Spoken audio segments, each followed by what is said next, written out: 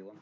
I've had a couple of weeks now to reflect on my debate with Curtis Ricketts, which happened on my channel a little while ago. Um, I think the silver lining to that debate was that we had a good opportunity to see Curtis's views, to see what Curtis thought, and that gave me opportunity to really reflect, think about them, and formulate a response. It is, of course, unfortunate I wasn't really able to give a proper response in that actual debate. There was a lot of shouting. There was a lot of less than civil behaviour that made that difficult in that time and place. But I feel I can now use this opportunity in just a video just to present what I think about Curtis's arguments. And I think, like a lot of arguments, there are kernels of truth. There are things which I think Curtis is dead right on. So let me say what I think Curtis is right about. I think Curtis is absolutely right, but I'm not the only voice for Socionics. I also think that Curtis is absolutely right, but I don't currently use everything that makes up this large canon or body of different ideas, which we call classical socionics. The thing which I was linking to, was just sharing my screen on, to Wikisocion. That body of ideas, it comprises Model A, is centered around Model A, I should say, and everything that can be directly derived from it, as well as the underlying dichotomies that build up Model A. That is classical sociologists. And yeah, I don't use absolutely every idea built upon and attached to it. Some things I have made tweaks, made changes. Some things I think I can't actually use this in a way which makes sense yet, so I put that to one side for now until I have a clearer understanding of how I could use it better. So he's right on that part. He's also right that I don't use the approaches that Augustina Vitiutia would have used, and some other socionists at that time in the 70s and 80s in Lithuania, in Ukraine, in Russia would have used. I have different approaches to, specifically approaches, I mean, to actually diagnosing, to working out someone's type. I use predominantly an interview-based approach. I listen to people, I listen to what they say. I use thematic analysis on what they're saying to find out how that points to the underlying type within. I don't use visual identification as a serious methodology. I don't rely on other things, tarot cards, things I don't think are grounded in some kind of science to work out people's type. To be frank, I'm not entirely sure of all the methodologies that Ausha would have used. It is asserted or assumed that she used some visual identification. I know other sociologists around her did. I don't think it is a good methodology. I think it is one that is questionable, and so I don't use it. So, yeah, Curtis is right on those 3 points. The issue is, when you're right about something, it's important to be clear, yeah, you're right on those things, that's good. But the problem is when another argument is made using those kernels of truth to say things which are wrong. Now, I don't know how much of it is because Curtis simply doesn't understand what I do, how I have come to doing what I'm doing, and how much of it is a general bad faith judgment or assumption that I'm out to do bad things. Some of that debate, I should say, the way Curtis reacted to me trying to put together my thoughts and ideas suggested a certain amount of bad faith judgment towards me, that simply by opening my mouth and starting to speak, I was already trying to twist what he was trying to say. Yeah, not my intention, not what I was trying to do, and I was really trying my best to present what he had said back to him, and he wasn't really having any of it. So that was a difficult and quite a challenging discussion to have. Was not really fruitful in that respect. But the point is, there are things which Curtis is now arguing, which I think are wrong, built upon kernels of truth, which I think are right. So let me go through what I think is wrong about what Curtis is arguing. The first is his assertion that I'm presenting myself as the only authority on socionics. Now, I'm not doing that. The reason I'm not doing that is that I'm very open about there being other schools, other approaches to socionics. I have brought other socionists onto my channel to present their views, to talk about their view to socionics. And yes, I've been critical of some of these socionists. That's fine. You could be critical of something without pretending it doesn't exist. It does exist. I just don't think it's as good as what I'm doing. And I have reasons for that. I can talk through those reasons. I think if it's not classical, if it's not sticking to Model A, that's already going a bit further off the deep end to what we're trying to build as a shared collective understanding. And also there are different approaches to Model A and classical material, which I also disagree with, because I think it's placing less emphasis on Model A. It's going to other things like Psycho Yoga, or the methodologies, as I said before, I think aren't working, like visual identification. I don't think that doesn't necessarily tie up to the underlying structure, but is a personality type. Just because I look a certain way doesn't necessarily mean that I'm going to be thinking and being motivated in a certain way. Maybe there's a pattern, we need to explore it and test it first. So lots of reasons why I would disagree with other socionists. But nevertheless, one can't say that I'm presenting myself as the only authority on socionics when I'm actually, through my channel, introducing people to other socionists. It's a contradiction. And Curtis was not willing to accept that by bringing people on, by actually introducing people to other socionists, that didn't mean I was trying to convince everyone or pull the wool over people's eyes that I'm the only socionist. It doesn't compute. It doesn't make sense. It's I would call it a calumny. I would call it a almost slanderous to say that I'm doing this when it's obvious that I'm not doing this based on these actions. But that's one part. Another one is saying that I'm not truly a classical sociologist. Now, this one has more complexity. It's not obvious. These are the facts. This is what you're saying. The facts don't compute. It's about, first we have to understand what a classical sociologist is. Something I've been trying to explain to people. So I presented Wikisocion. I presented the ideas making up classical socionics on Wikisocion. I think that to be a classical sociologist, you need to base your approach to socionics, I say your approach, your intellectual understanding of socionics, on those ideas in that area, that canon, that body of works. That is not the same as Austra's seminal work. It's not the same as whatever Austra Augustinovich Utier may have come up with, or changed in her view, or added new things in her view. It is a selection and refinement of her ideas, and also the work of other socionists who influenced her at that time, to create a body of work, a body of ideas which are crucial, key to understanding socionics. And the main part of that is Model A. I would say if you stick to Model A and you stick to the different parts making it up, that makes you a classical socionist. Now, the extra rule which Curtis is introducing to say that I'm not a classical socionist, because I do stick to Model A, right? But he has an extra rule, which is that you need to stick to it absolutely. If you change anything, if you have a different interpretation, if you use something in a slightly different way, you're no longer a classical socionist. Now, there's a difference between or I say more sort of radically purist in sticking to something, and actually saying, right, this is a body of ideas. I respect that body of ideas.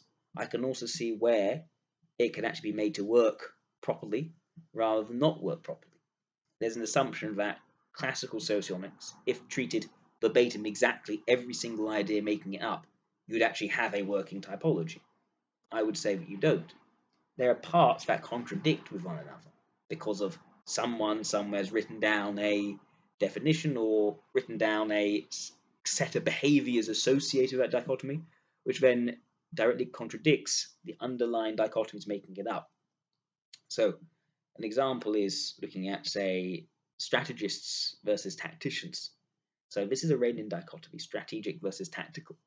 If you were to go onto Wikisocial and look up the behavioral descriptors of this, you would see they end up doing things which do not compute with someone who has intuition in an inert position, or sensation in a contact position, inert function, contact function, I should say. So there's this idea that it's the tacticians who are uncompromising on their.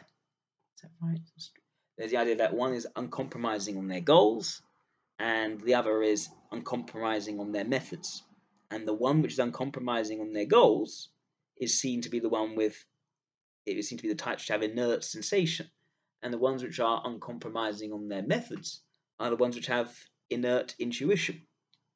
That is a direct contradiction. Inertness, right, suggests a stubbornness, suggests that this thing is not being moved or shaped by other things around them, right? So if you apply inertness to intuition, right, which is about what is not here, it's about in the future where things are going, it surely follows that's the thing that you become inert on, right? Goals, where things are going, what is the scope of possibility we're allowing for ourselves here? That should be what becomes uncompromising in that type. So it's the opposite of what is said based on what is described. So what is anyone meant to do in that situation? Do I take two things I know to be contradictory and stick equally loyally to both, which basically means I'm speaking nonsense? Or do I take a view where I see this body of work as highly valuable? There are lots of parts making it up. Some of them don't quite cohere. I need to exercise some critical thinking to make these ideas fit better together.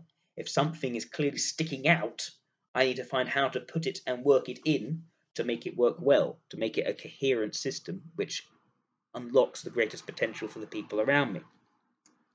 So Kurtis has made a parameter for being a classical sociologist that is unrealistic. It is to be uncritical. It is to be essentially a blind puppet of whatever idea I were to read and try to use them without thinking about how they fit together. That is the end result of being true to every single thing listed in the body of ideas which is classical sociology, because there are parts which are contradictory. There are parts which have not been thought through as well as they can be thought through. It is to take a view that classical socionics is something which is a set, finished article now, and now can't be improved upon, can't be worked on. And I don't think I can't agree to that definition of a classical sociologist. I think that is a very dead understanding of a classical sociologist. It's a socionics historian rather than a sociologist. A sociologist, I think, needs to actually be thinking about the ideas they're working with and trying to use those ideas to their best potential. Now, that's the scope, I would say, which allows someone to be a classical sociologist. There also needs to be a boundary. What is the boundary? Where does something, in my view, not become a classical sociologist? That's when I think you abandon Model A. It's when you take on, say, Model G, some other model. You use something which is not the work there. It's not that you've tweaked ideas, tweaked understandings, or that you've helped to clarify in a certain area. It's not that you've moved a dichotomy about a prime position in how you work out type to make it less of a prime position. Don't focus on so much anymore because it's actually found to be less useful, less relevant to typing people, right? It's not about exercising critical thinking within a set space. It's moving everything to a completely different space. That's what I think Galenko's done with Model G. That's going outside of classical socionics. So that's what I would say. That's the key thing. If you're a classical sociologist, it means that you can think critically about what you do. You can make certain tweaks. You can reinterpret things with the expressed intention of making the body of work in front of you, that is classical socionics, fit better together, be more useful, be more, have greater explanatory power. If you are operating on classical socionics with that good faith, I would say you are a classical sociologist. And I don't think many people disagree with me on that basis, simply because if you apply Kurtis's position, you don't end up with something which is a socionist. You end up with a classical socionics historian who just spouts what has already been said without any critical thinking. And the boundary, as I said, is you need to stick to classical socionics. You can't bring in a completely different model. You can't create a new model and still think you're classical. You're not. You've gone to jazz, as it were, because you're not using the underlying structures which almost everyone who is a socionist, who calls a classical socionist, uses and works on. And yes, this means there are disagreements. You can have disagreements between classical socionists. I don't agree with Ibrahim Tensor, who is a classical socialist in my view on everything. I don't then say he's not a true classical socialist. He is a classical socialist. Peter Bartle is a classical socialist. Ausra Augustina Viciutia is a classical socialist. She put together classical socialists. She also came up with some ideas which I don't think are fit within classical socialism because she came up with new ideas. They're fresh, new off the press, but I don't think actually cohere. But she's still a classical socialist because she still had Model A as the main thing. Gulenko, I think, was a classical socialist until he came up with Model G and focused on DC and H subtypes with Model G. Then he ceased to be a classical socialist.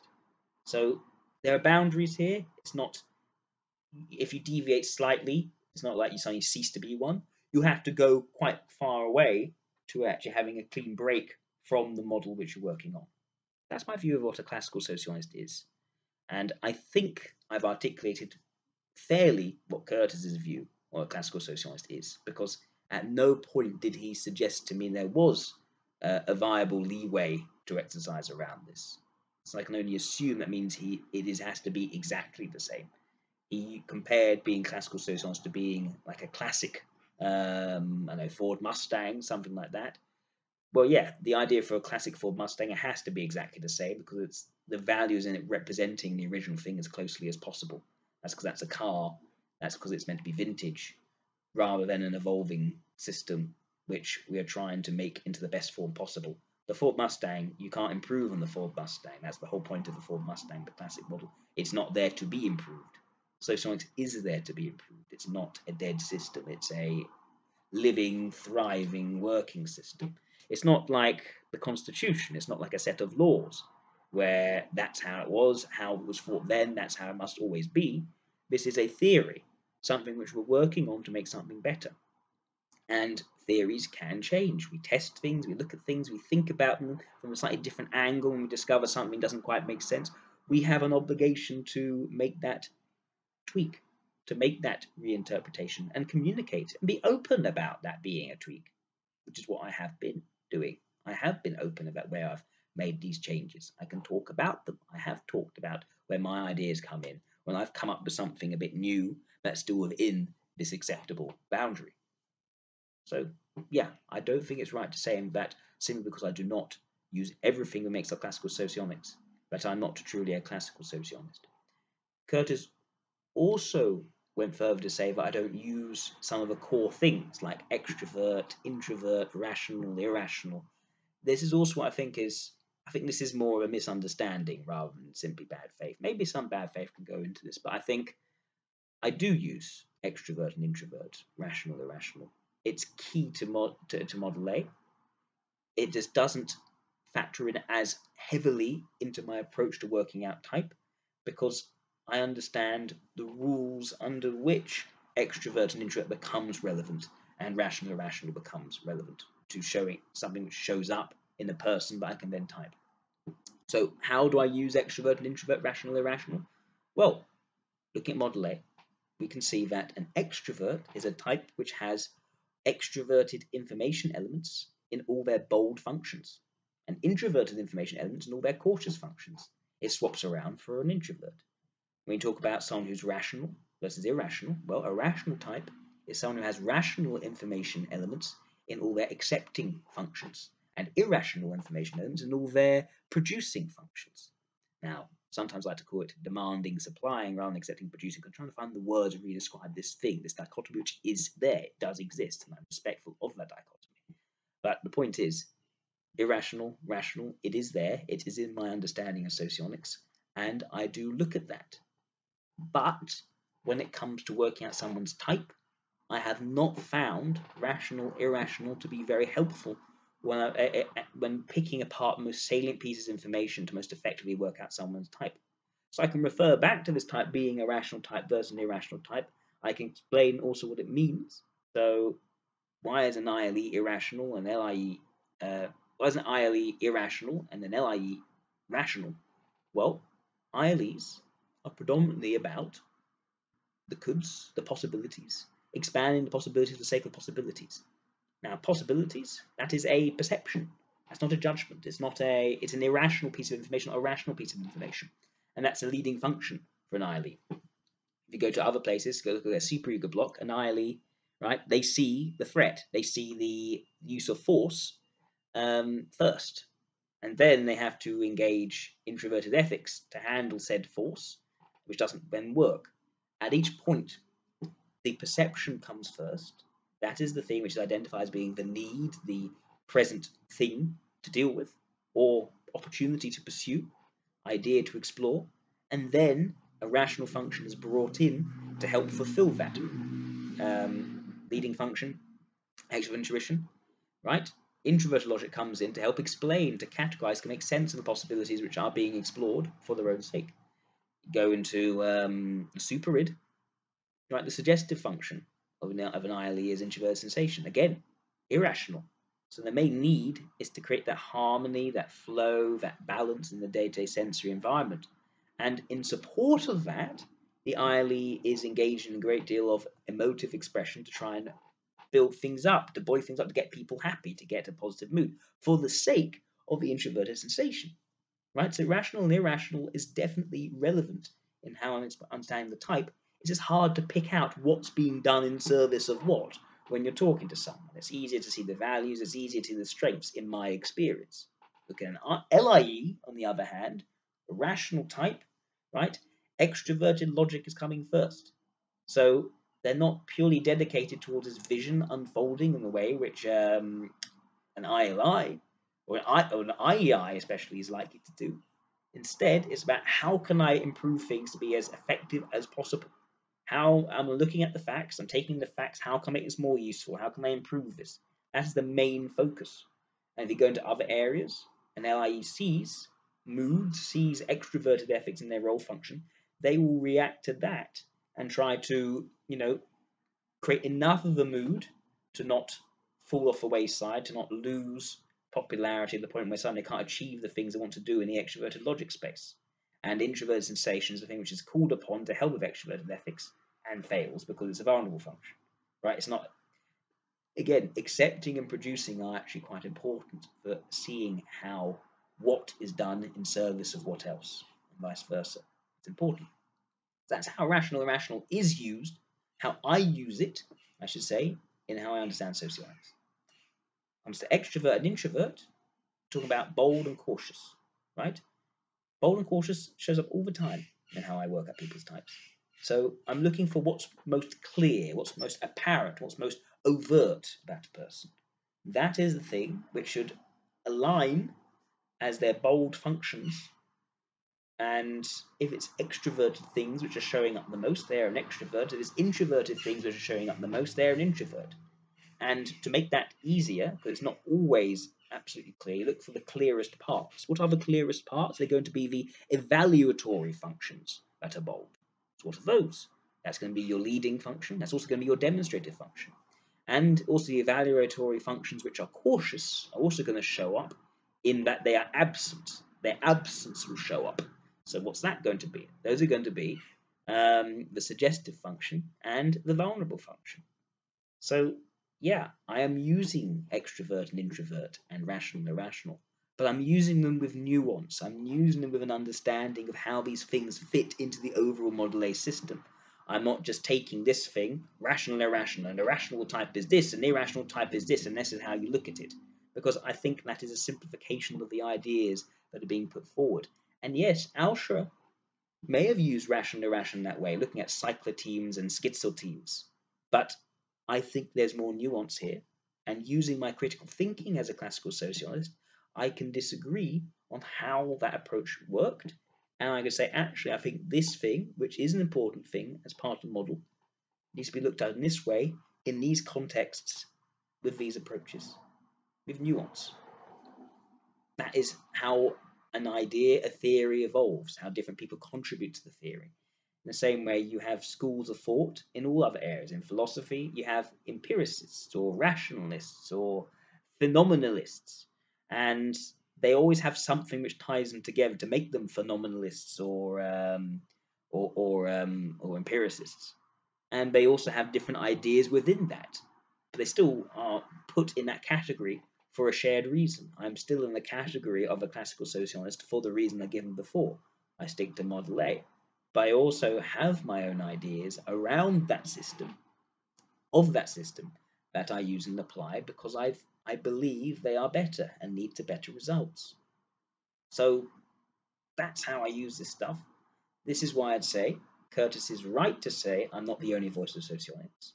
He is right to say I don't use everything that makes up the body of classical sociologics, or some parts I don't think can be used yet. I'm trying to figure out how to make them work, because I'm not satisfied that I can't use them yet. I'm trying to make them work well. And he's right that I don't use all the approaches that Austra may have used and other old-style sociologists may have used. He's right. But he's wrong in saying that I pretend I'm the only authority on sociologics. That's clear that I don't, as seen by the videos on my channel. He's also wrong to say that I'm not a classical sociologist, simply for deviating in certain ways, because I've explained what those deviations are, why I do them. They're in the spirit of bringing out classical sociologics to its best potential, and I haven't created an entirely new system. And he is wrong that I don't use core things like extrovert, rational, etc. I do, just not in the way which he expects, because I don't think he understands some of these nuances. Now, if he came to me with asking questions and trying to understand why, rather than declare that I am these things, that I am this, pulling the wool over people's eyes, I'm misleading people, misdirecting people. If he came to actually understand, we could maybe build a bridge of understanding. But until he comes to me with that mindset, it's just going to be name calling. It's going to be dogmatic assertions. But yeah, I thought that would be a good opportunity for me to express my view. I know it took almost half an hour, goodness, but it's complicated stuff. It takes a while to explain, and I don't think I'm engaging in sophistry by taking the time to explain my point of view. So thank you, everyone. Thank you for listening in. All the best.